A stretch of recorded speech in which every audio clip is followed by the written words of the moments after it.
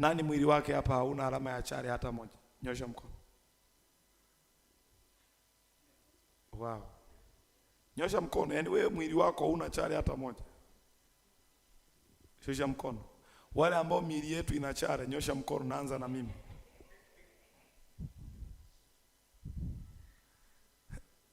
Maana nikiwaunga mkono wengine ndio mtanyosha. Nyosha mkono wewe ambaye mwili wako una chale. Barikiwe. Sema amina. Sio dhambi. Mimi mwenyewe nina chale.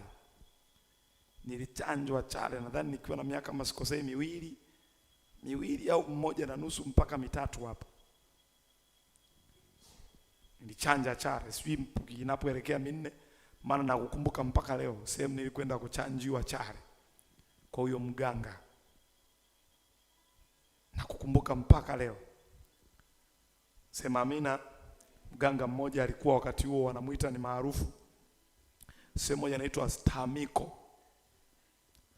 Kwenye makaa ya mawe huko ukiwa unaelekea Kiera. Nalipelekwa huko kwa mganga ndani kweli kijijini. Unajua waganga wakagi posta. Kijijini ndani polini, usafiri wenyewe nao ni shida. Unarushwa. Ngedere zimejaa hivi. Nakumbuka picha nzuri kabisa. Kulikuwa kuna mangedere hivi. Yaani anakaa kwenye mangedere yani. Yaani Mungu wao anawatesa watu. Mangedere hivi. Kutoka barabarani mpaka ufike kwenye hiyo nyumba ni kitambo. Unajiuliza, kwa wao hawakuumbiwa wao unaziona lami. Wao wanaona magari mazuri. Ni mbali ngedere hivi. Nikaketishwa huko nadhani nilikaa takriban kama wiki. Kwa huko mimi ndio nikopokea chale. Sasa mara nyingi hizi ni alama, ni za kimwili lakini zinatoa maelezo mengi ya kiroho. Chale, tattoo, na wengine unakuta wamewekewa makovu. Yaani ni kovu la kimwili lakini ni kovu lenye maelezo mengi ya kiroho, ila ni kovu la kimwili. Nimekwambia tattoo ni mambo ya kimwili lakini yana maelezo mengi rohoni. Chale ni jambo la kawaida lakini lina maelezo mengi rohoni. Sema amina. Sema amina. Na watengeneza tattoo, watengeneza makovu na chale wanajua wanachokifanya zaidi ya kila ambacho wewe wanakuambia tunakutibu. Hawaishi kukutibu. Nataka ujue kuanzia leo, mara nyingi mambo haya huwa yanahusika na mambo ya registration. Unapopigwa chale, unapotengenezewa tattoo na baadhi ya makovu mengine, unakuta mara nyingi yanahusika na mambo ya registration. Ndo nini? Usajili. Unaweza kuwa unaziona ni chale za kawaida umechorwa lakini unasajiliwa. Kwamba wewe unamilikiwa na kampuni fulani, unamilikiwa na upande fulani, whether ni miungu au upande miungu. Mungu amiliki tattoo. Mungu amiliki michare hii tuliwahi kuchanjwa. Kwa hiyo unaziona ni kama vile wewe unaenda kutibiwa, hauishi tu kutibiwa, bali pia unafanyiwa registration. Unafanyiwa usajili. Kwa yeyote uliwahi kuchanjwa chale, ulikuwa unafanyiwa usajili. Yeyote uliwahi kuwekewa matatu, ulikuwa unafanyiwa usajili. Ulikuwa unasajiliwa. Kila mgonjwa anayetaka katibiwe kwenye hospitali fulani, kitu cha kwanza unaenda sehemu pameandikwa reception au mapokezi. Katika hali ya kimwili unaenda palipoandikwa reception au mapokezi. Wataandika taarifa zako. Wow, ufunuo unakuja vizuri. Wataandika taarifa zako. Wakishaandika taarifa zako ndio wanakuambia uende kwa mgonjwa. Kwa hiyo unapoenda hospitalini sio tu swala la kwamba naenda kufanya nini? Kutibiwa. Lakini pia unaenda kwa ajili ya kufanyiwa registration. ili ionekane leo Tanzania wanaouguaga malaria ni wangapi, wanaouguaga mzini nini. Wanapoenda wale watu ambao ni researchers, wanaenda mahospitalini kule, wanaenda kwenye document za registration ili wajue nchi yetu ya Tanzania inasumbuliwa na watu wa magonjwa ya moyo wangapi na wanafariki wangapi, kwa sababu ulienda na ulikuwa registered. Kwa uendi tu kutibiwa, unaenda pia kuwa registered kwenye vitabu vya Wizara ya Afya. Sasa tunapoenda pia huku kwa waganga, hatuendi tu kutibiwa, tunaenda kuwa registered. Unasajiliwa kwanza ndio unaanza tiba. Kwa kama ambavyo hospitalini unasajiliwa kwanza ndio unaanza tiba, basi watu wengi wanapoenda kwa waganga wa kienyeji wanaenda kusajiliwa kwanza, then ndio wanaanza kutibiwa. Naliwahi kuwafundisha wakati fulani nikasema hivi, sasa unaposajiliwa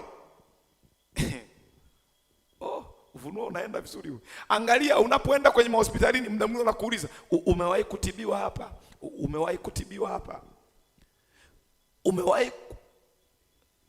Lile swali linamata sana, lakini nataka uwe na akili tunapokuja ulimwengu wa roho. Wewe unapoenda kwenye madhabahu za ufalme wa giza ukachanjwa, unaacha details zako pale. Siku yoyote wanapotaka wana research, sasa wana research. Maandiko yanasema adui wa mtu ni yule wa nyumbani mwake, sio hivyo? Sasa maana yake wanaangalia, tunataka tumloge fulani, wanaenda kwenye registration, hilo jina la huyo mtu lipo, hata kama sio yeye. Kuna ndugu yake amewahi kwenda pale, wakimpata huyo ndugu ambaye ana jina, maana yake wana uwezo wa kupata taarifa zingine. Ndio maana leo kama ndugu yako amewahi kupata visa, wewe usumbuki kupata visa. Kwa nini? Details za wazazi wenu ninyi ziko kwenye system, kwenye mifumo. Sasa ndicho ambacho ulimwengu wa roho nao huo wanafanya.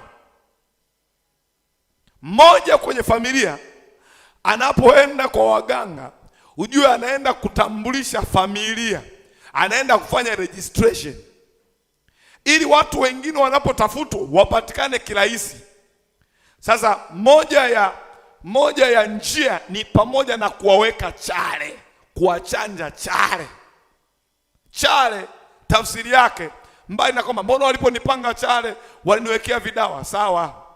Wewe unaona vidawa, nimekwambia huwezi kwenda kutibiwa kwa daktari kabla hujaenda reception, mapokezi. Waandike jina lako, waandike kabila lako, waandike una umri kiasi gani, ndio wanaenda. Kama havina maana si ungeenda moja kwa moja kwa daktari, angeandika mwenyewe utibiwe hapo. Kwa ujue ni sehemu ambayo tunaenda kwa ajili ya usajili. Kwa hata ufalme wa giza wengi wanaenda kutibiwa, lakini hawaishi tu kutibiwa, wanaenda kusajili. Kwa nalipoenda nikiwa mtoto, nalienda kusajili familia yangu. Kwa unapoenda usiseme tu unaenda kusajili familia yako, watoto wako, ukoo wako na kizazi chako. Ulijue vizuri hilo, sababu huwezi kuacha kwenda kwa waganga kama huwezi kuyajua haya. Na wao watakudanganya tu, unakuja tu kutibiwa. Nani aliyekuambia utibiwi? Unaenda na kujisajili. Wao wanajua ninachokizungumza hapa, wanajua. Sema amina.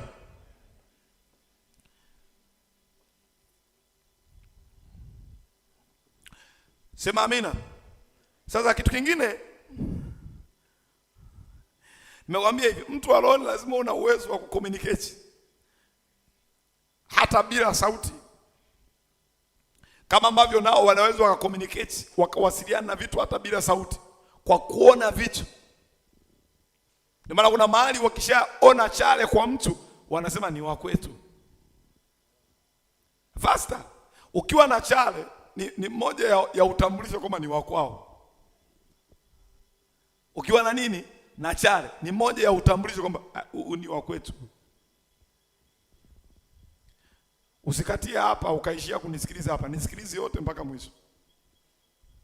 Ukiwa na chale, wanapokuzumu ulimwengu wa roho, picha au maelezo yanayopatikana ni wa kwetu, ni wa kwenye mfumo. Tuko mfumo mmoja. Sasa lazima waende one step ahead. Je, yuko kwenye mfumo, lakini mfumo wake vipi? Umehuishwa au ni dormant? Kwa kuna wengine ni kweli walijisajili, lakini wengine ni dormant, wengine wamehuishwa. Hata vyeti vyenyewe vya usajili vya makanisa kila baada ya miaka 5 vinahuishwa. Sasa wanaangalia amehuishwa au hajahuishwa. Kuna mwingine hajahuishwa, yani hajajihuisha, lakini bado yuko kwenye mfumo. Kuna mwingine sasa alikuwa kwenye mfumo lakini alishatoka, ila hajaleta taarifa kwamba ameacha kuendelea na nini. Kwa hiyo ni vizuri wakati mwingine fanya maombi. Urezo kwa umekata kamba, lakini hujawaambia ndugu, ninyi mlionifunga mimi si wa kwenu tena. Sema amina. Wewe kafungue kampuni, nazungumza mambo mengine magumu. Kafungue kampuni, alafu umeisajili kwenye mifumo ya TRA, alafu hiyo kampuni ikawa umeshindwa kuendelea nayo, hujapeleka taarifa. Utashangaa kuna siku napewa bili ya makodi hayo. Unajiuliza, mbona kampuni yangu, biashara yangu ilikufa miaka 5 iliyopita? Ni kweli ilikufa, lakini ukwenda kwa wenye mfumo waliokuwa na kumiliki kuwaambia, sikilizeni, kuanzia leo mimi bwana, hiyo project, hiyo biashara sina mpango na nyie. Kama hujasema hivi, watakuwa wanajua uko kwenye mfumo, ila tu hujajiuisha. Kwa wakifukua makaburi, unashangaa wanakupata. Sema amen. Sema amen. Sema amina. Angalia kitabu cha Mambo ya Walawi 19:28.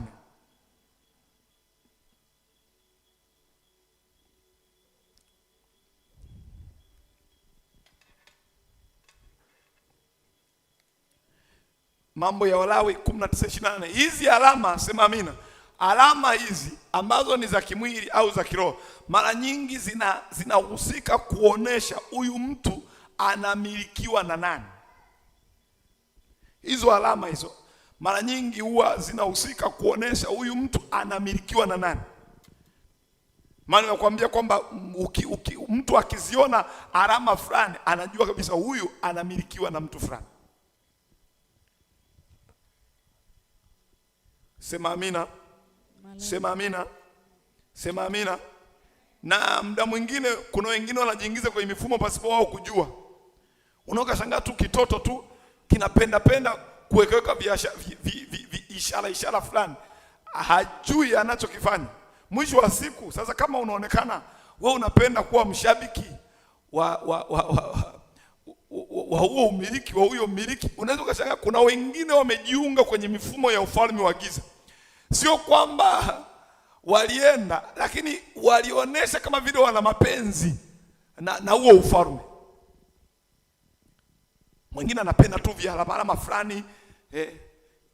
Wewe hujaona siku hizi mpaka nao waimbaji ndani ya makanisa unakuta wanaimba, ni kijana mwingine anashikana suruali anafanya hivi, yuko naye kwenye madhabahu.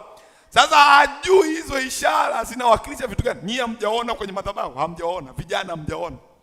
Anaimba na ameshika suruali hivi. Unajiuliza, hili suruali vipi? Halina nini? Halina mkanda. Sasa hawajui wanapofanya hivyo wanafanya vitu gani. Mwingine taratibu, mtafute kijana anayeimba hivyo. Mwingine tu anapenda tu kuongea, anapenda tu kuongea, unakuta anafanya hivi. Mabinti hao. Na mwingine mpaka kijana mwingine wa kiume unakuta naye anaongea hivyo. Sasa hizo ishara zingine ni utambulisho wa mashoga. Kuna ishara ambazo unakuta kijamani kianaume kabisa, hili kimekaa kama shoga, yani anaongea janaume lizima linaongea, linapindisha hivi mikono, sio ni nini. Na mwingine unavuta sauti, utafikiri mwanamke, tandike kofi, mwingine unamsaidia hata kwa hivi. Rudi mahali pako. Unaenda wapi? Rudi mahali pako, unaenda wapi? Kwa kuna wengine kwa kadri ambavyo wanafanya vitu hivyo unakuta wanavutwa. Mwisho wa siku unashangaa wanaingia kwenye hiyo mifumo. Waliingieje? Kuna vitu tu automatically walianza kujikuta wanavifanya. Mwingine si anafanyaje, si mwingine unafanyaje. Na please. Mimi nadhani sijawahi kumwelekeza mtoto wangu. Mimi sijawahi kumwelekeza mtoto wangu. Hata hivyo picha mnapenda. Sifanya hivi. Fuatilieni kila kitu mnachokifanya. Kama kitu ufahamu, kiache. Usifundishe mtoto wako kitu ambacho hukijui na hujui madhara yake. Usipende kila fashion za dunia uzilete ndani ya kanisa. Uliza basi, nenda hata ka Google ujue maana yake nini. Hojanga kitoto kidogo umekizaa mwenyewe, maana kikio kinapiga picha, sio kinafanyaje, kinabinukeje hivi. Uliza, huyu kwa nini anapiga picha na binuka hivi? Kwa nini huwezi kupiga picha ukiwa umesimama tu hivi? Kila unachokifanya huwa kina tafsiri fulani. Na kadri ambavyo utakuwa unaendelea hivyo, usiyokuwa unashangaa unavutwa. Kuna tafsiri au kuna ishara za namna fulani ambazo mengine mnaita nyinyi mapozi ya mabinti wanavyopiga picha. Zingine ni ishara za makahaba. Kwa kadri ambavyo anakuwa anafanya zile ishara za picha, anasema anaonesha urembo wake, sio anafanyaje. Lakini unashangaa vile vitu vinamchochea kuingia kwenye ukahaba. Ghafla unashangaa mtu ameanza kuwa kahaba. Unajiuliza, sio mwana praise yule, ni mwana praise, lakini kuna mikogo fulani ya ufalme wa giza hakujua. Nimekuambia kila ishara wakati mwingine zinaonesha umiliki. Kwa kuna vitu ambavyo ukianza kuvintertain, maana yake ni kama vile hata kama wewe ulikuwa hujui, ila ulimwengu wa leo maana yake unaonesha unatamani uwe mmiliki wa hicho kitu.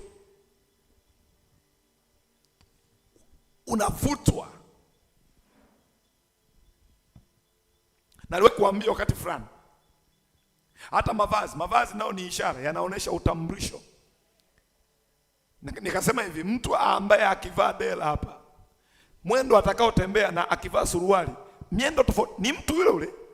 Lakini wewe mtafsiri, angalia, akivaa suruali, mwendo anaotembea na akivaa dela tofauti. Unajiuliza, makalio alionayo ni tofauti au ni yale yale? Lakini unakuta mwendo umebadilika kabisa. Kitu gani kinachobadilisha? Ile ishara, ile alama inaonesha yeye ni mmiliki wa wapi. Kwa yule mmiliki anamforce awe anavyotaka. Ndio maana ukivaa dela unatembea vizuri kabisa. Lakini ukivaa haya mavazi mengine, kwa sababu yanaonesha, ni ishara ya kuonesha nani mmiliki, yanakubadilishia kutembea kwako. Kwa wengine wameingia kwenye matukio ya hovyo, na hata wakafika pointi wakaanza kumilikiwa na ufalme wa giza kwa sababu ya kuentertain ishara, alama, kupendelea rangi fulani ambazo hizo rangi zingine ni za ufalme wa giza. Kuna nguvu ya mtu kuanza hata kutumia baadhi ya vitu hivi. Iko hivi. Niende taratibu. Najua nakupa darasa. Kuna kipindi fulani tulipokea vitabu. Pastor yetu Mary alipata vitabu, nadhani chuoni walikuwa wanasoma ili vitumike, nadhani kufundisha. Ni vitabu vizuri kufundishia watoto. Akanipa, akanambia niviombee. Lakini baada ya kuviombea nikawa na muda navyo kuvisearch. Katika kuvisearch, sijui kama kuna sample huko ndani, I'm not sure. Ipo. Mmechoma yote mpaka sample. Kuna sample moja nilibakiza. Ni nzuri kuwa na sample kwa ajili ya kufundishia, ili ujue vitu hivi kwa kina. Kaiangalia kama kipo. Utaona ukifanya hivi inaonyesha zile rangi za ushoga. Lakini sio kitu ambacho kiko peupe. Sijui kama unaweza kukifahamu. Bwana Yesu asifiwe. Ni kitabu ambacho sasa hizo alama au hizo rangi zimejificha sana. Mle ndani sasa ukisoma vinaeleza habari za Ibrahim, habari za Nuhu fresh, habari za Adamu. Yaani kabisa anazungumzwa Yesu vizuri. Sasa ukienda deep down katika maeneo ambayo ni minor na wanajua kabisa ni Afrika, wewe ifiche kwenye maandishi tu. Mivivu ya kusoma. Tukiwa na toni tunapekua, tunashangaa sasa. Angalia unapotegwa. Kwenye wale watu waliokuwa wanaingia kwenye safina walikuweje? Mungu aliingiza watu wa namna gani? Si wa jinsia tofauti? Au jinsia moja? Jinsia moja au tofauti? Sasa kama usomi Biblia na hujui Biblia utaanza kudanganywa hapa. Hata ukiangalia kile kitabu unaona waliokuwa wanaingia mle ndani ni jinsia moja. Unaona binadamu jinsia moja, unaona wanyama jinsia moja. Sasa Mungu hakuingiza mle ndani jinsia moja.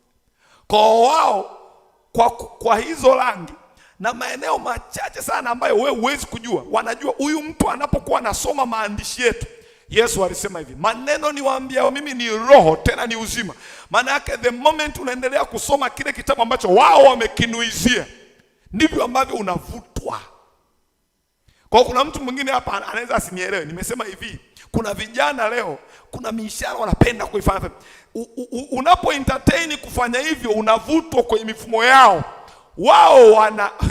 Wao wana mbinu. Ndio maana nimekuambia ni kitabu cha kawaida, lakini wanajua huyu mtu kwenye kitabu ambacho mle ndani whether tumevuvia uvuvio wetu, lakini pia tumeweka rangi zetu ambazo wewe mtoto wako akikisoma kile kitabu atazipenda zile rangi. Wao wanajua akizipenda zile rangi, akifikisha miaka kadhaa ataanza kupenda kufanya ushoga. Hawaanzi kumuingizia kufanya ushoga leo. Wanajua baada ya miaka 10 ataanza kupenda ushoga. Lakini wanaanzeje? Taratibu. Wanakupa rangi zao, waanze kupenda rangi zao. Unapenda rangi zao, unapenda stori zao. Waliingia mpaka kwenye katuni, mtoto anapenda katuni zao. Haelewi hii ni katuni ya mwanaume na mwanaume hajui, ya mwanamke na mwanamke hajui. Mdogo anapenda, mdogo mtoto, imani uje ukusikia. Mdogo mtoto naye anakuta anapenda kucheza na wanaume wenzake tu, na wadada wenzake. Hali hiyo inaendelea, baadaye kinaanza kuwa kibakaji ndani ya nyumba. Na ndio maana tumeona ubakaji wa ushoga mwingine umeanzia mpaka kwenye nyumba za watu, na mpaka kwenye nyumba mpaka za watakatifu. Lakini vitu ambavyo vinaanza taratibu. Kuna ishara, kuna vitu wanavitumia taratibu mdogo. Nadhani ndio kipindi hicho pia vikakamatwa vitabu vya mtu mmoja naye mkubwa, nisimtaje jina. Kule Kigoma ni vitabu vimeenda kwenye shule ya msingi. Mtu anatoa si msaada, si vitu gani. Lakini ni vitabu vya kwao, hao watu wa kwenye mfumo. Nazungumza mfumo wa mambo ya ushoga. Wao wanajua kuna nguvu ishara zao zinapoabudiwa. Nyinyi mnaonaga kwenye movie, mnasema unaona yule mchawi anapotaka kuanza kuanga, kuna ishara anaziweka ndio kitu kinatokea. Sasa kwa nini hapai pasipo ishara? Sema amina. Yaani kwa nini hapai pasipo ishara? Kwa nini anaweka yale maishara alafu ndio anapaa? Maana yake kuna nguvu. Kwa mtu anapokuwa ana entertain ishara fulani, anaita nguvu za huyo mmiliki wa hizo ishara. Maana yake anapopiga magoti, anapoweka yale maishara yao, anaita nguvu za mmiliki wa hizo ishara zimbebe, apae, akawange. Hasa unashangaa ndani ya makanisa hivi mtu anaimba, ni kijana ameshika suruali, amekunja suruali, sio unafanyaje? Una changamoto wewe. Mwingine naye anaimba, sio hivi wewe shoga. Watu wanaanza mambo madogo hivi mwisho wa siku ndio wanaharibikiwa. Sema ishara. Sema ishara. Mchungaji, mbona unasikiliza? Nazungumza vitu small vitu hivi, kwa sababu ndivyo ambavyo viko kwenye jamii zetu, na wengi wamejiunga mpaka kwenye mitandao ya kutumikishwa na nguvu za giza kwa sababu ya vitu vingine hivi vidogo hivi. Wengine mpaka tumekuwa na watoto, kuna namna wanapenda kuimba na kucheza kwa namna fulani, kumbe wanaitwa kwenye ufalme wa giza.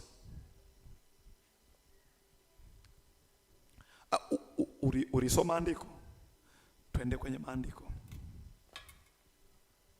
Mambo ya Walawi 19:28. Msichanje chale yoyote. Msichanje chale yoyote katika nyama ya miili yenu kwa ajili ya wafu. Mungu anasema hivi, msichanje chale yoyote kwenye nini?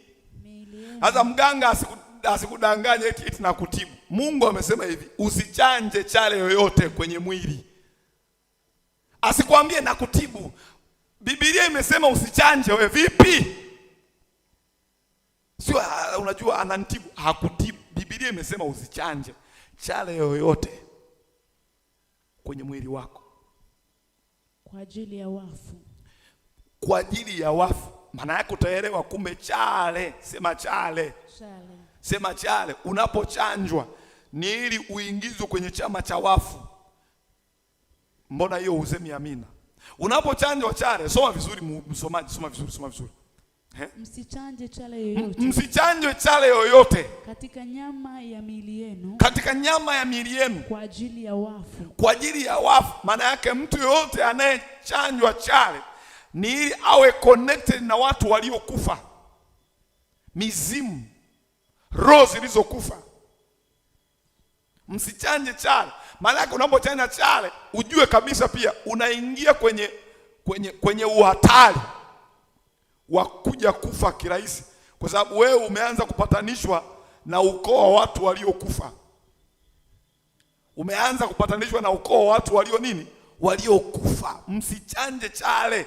Kwa nini? Kwa sababu mnapochanjwa chale mnapatanishwa na kuingizwa kwenye ukoo wa watu waliokufa. Ndio maana mwingine baada ya kwenda kwa mganga na kuchanga machale ni mindoto tu ya watu waliokufa. Kwa nini unaota mindoto ya watu waliokufa? Ni kwa sababu ulifungamanishwa agano na watu waliokufa. Ndio maana unaota mindoto ya watu waliokufa.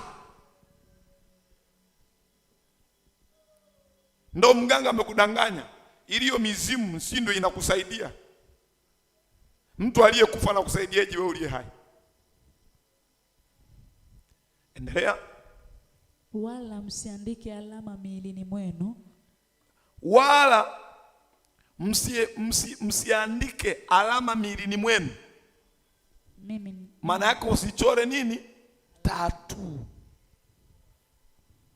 Usichore nini? Usichore tatu. Hata kama huyo mpenzi unampenda, maana siku hizi mabinti ndio wamechanganyikiwa viziwi. Usichore jina. Mwingine anaandika jina I love you fulani, sio Frenki. Unampenda Frenki huyo hana hati miliki na wewe. Tena hata hajakutolea hata mali. Umeshamchora kila sehemu. Maana yake hiyo ni alama. Sasa ole wako Frenki asikuoe. Labda uolewe na kibaka mwingine tu hivi. Lakini hivi ni ngumu sana. Kwa sababu hata huyu atakayeanza kuwa na mahusiano na wewe ataanza kuwa na mashaka. Na mimi sasa naingeje kwa mtu ambaye ameandika I love you Frenki? Ameandika I love you Frenki. How comes Frenki na Michael? Hasema usichole tatu. Usiandike. Endelea. Mimi ndimi Bwana. Mimi ndimi Bwana. Mstari wa 29. Msimnajisi binti yako. Ili kumfanya awe kahaba. Usimnajisi binti yako ili kumfanya awe kahaba. Okay, mimi siko huko. Sasa kwa nini Mungu alikuwa anakataza? Kwa nini Mungu alikuwa anakataza watu wasijichore matatu, watu wasichanje? Kwa sababu unapofanya vitu hivyo vinaonesha au vinakuingiza katika mazingira ya wewe kuanza kumilikiwa na ufalme fulani au na mtu fulani. Bwana Yesu asifiwe. Na ndio maana sisi tuliookoka tuna chare zetu au tuna chapa zetu sawa sawa na kitabu cha Wagalatia sura ile ya 6 mstari wa 17. Wagalatia 6 mstari wa 17. Tangu sasa mtu asinitaabishe. Tangu sasa mtu asinitaabishe. Kwa maana ninachukua mwilini mwangu chapa zake Yesu. Kwa maana nimechukua mwilini mwangu chapa za nani? Yesu. Kwa hiyo tuliookoka sisi alama tunazotakiwa nazo ni nini? Chapa za nani? Chapa za Yesu. Kwa hiyo tuliookoka tuna alama za kiroho ambazo haziwezi kuonekana kwa macho ya damu na nyama, lakini zinaonekana kwa macho ya rohoni. Tunazo chapa. Tunao utambulisho. Sema amina. Sema tunao utambulisho. Sema tunao utambulisho. Na huu utambulisho hauishi tu kwangu, unaenda mpaka kwenye vitu vyangu, mpaka kwenye mali zangu. Na ndio maana kitoto cha kiganga, hata ukitaka ukiroge, ukienda kwa mganga itaonesha kitoto cha nini? Cha kiganga. Sema amina. Sema kwa jina la Yesu. Sema kwa jina la Yesu. Sema kwa jina la Yesu. Kama ilivyoandikwa ya kwamba sijitabishi kwa jambo lolote, bali nazibeba chapa za Kristo. Sema kwa jina la Yesu. Ninaweka muhuri wa Kristo kwenye mali zangu, kwenye hatua zangu, katika jina la Yesu. Ninaweka chapa ya Kristo kwenye hatua zangu, kwenye upaji langu, iwe kwenye nywele zangu, iwe kwenye mavazi yangu. Naweka chapa ya Kristo. Naweka chapa ya Kristo iwe kwenye chombo changu. Naweka chapa ya Kristo. Naweka chapa ya Kristo. Naweka chapa ya Kristo katika jina la Yesu. Yeyote atakayetaka kushindana na hatua zangu, akashindane na chapa ya Kristo. Akashindane na chapa ya Kristo. Yeyote atakayetaka kushindana na watoto wangu, akashindane na chapa ya Kristo ambayo mimi niliyookoka nimepigwa chapa ya Kristo. Sio mimi tu, bali na vitu vyangu vyote, na watoto wangu wote, na ndoa yangu, kwa jina la Yesu. Kwa jina la Yesu ninagonga chapa ya Kristo. Nagonga chapa ya Kristo. Ninagonga chapa ya Kristo. Mali zangu, vitu vyangu, kazi yangu, kiwe ni kiti ninachofanyia kazi, kwenye ofisi, kwa jina la Yesu kikagongwe chapa. Kikagongwe chapa. Chapa ya Kristo. Chapa ya Kristo. Chapa ya Kristo yenye muhuri wa moto. Yenye muhuri wa moto. Yenye muhuri wa moto. Hakuna atakayeinuka kushindana na kiti changu. Hakuna atakayeinuka kushindana na kibali changu, maana kibali changu kimegongwa chapa ya Kristo. Maana kibali changu kimegongwa chapa ya Kristo. Kimegongwa chapa ya Kristo. Kimegongwa chapa ya Kristo kwa jina la Yesu Kristo. Kwa jina la Yesu Kristo. Kila vibali vya kipepo vinavyoinuka kinyume na kibali changu, kinyume na kibali changu, kwa jina la Yesu, ile chapa ya Kristo ikatoe moto, ikafanya hukumu juu ya kila vita inayoinuka kwenye biashara yangu, kwenye kazi yangu, kwenye ndoa yangu, kwenye uchumi wangu, kwenye pesa zangu, kwa jina la Yesu. Kwa jina la Yesu. Kwa jina la Yesu. Chapa ya Kristo. Chapa ya Kristo ikafanya vita na yeyote ambaye anainuka kinyume cha kibali changu. Kibali katika ndoa, kibali kwenye biashara, kibali kwenye huduma, kibali kwenye kazi zangu, kwa jina la Yesu. Chapa ya Kristo ikafanya vita nao. Ikafanya vita nao. Ikafanya vita nao. Ikafanya vita nao. Ikafanya vita nao. Ikafanya vita nao kwa jina la Yesu. Kwa jina la Yesu.